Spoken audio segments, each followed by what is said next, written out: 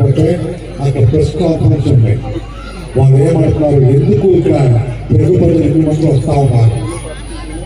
20 తెలుగు పాట, పలుగడ తెలుగు వాళ్ళు, పుష్పాంశానికి తెలుగు వాళ్ళు, అష్టాంశానికి తెలుగు వాళ్ళు, పలుగురుగా తెలుగు వాళ్ళు, విశాఖగా తెలుగు వాళ్ళు, అందరూ తెలుగు వాళ్ళు ఎదుర్కొన్నారు.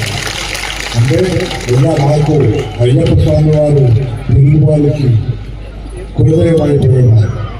ఈ సంవత్సరం మాత్రం 35 నుంచి 40 దాకా జనాలకు బాధ చేస్తున్నారు. ఈ సంవత్సరం ప్రతి వాళ్ళు తమిళనాడులో భక్తులు చూస్తే తెలంగాణ, ఆంధ్ర, తమిళనాడు, కర్ణాటక, ఉత్తరదేశం, బయట దేశం నుంచి వస్తూ ఉన్నారు.